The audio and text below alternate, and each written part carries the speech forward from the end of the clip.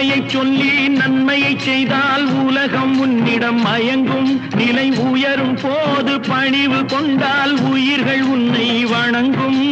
உண்மை என்பது அன்பாகும், பெரும் பணிவு என்பதும் பண்பாகும்.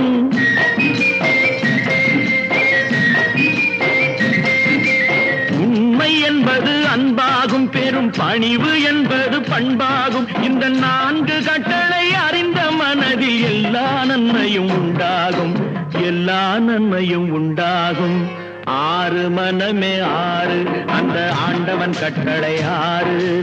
6 மனமே 6, அந்த ஆண்டவன் கட்டளை 6.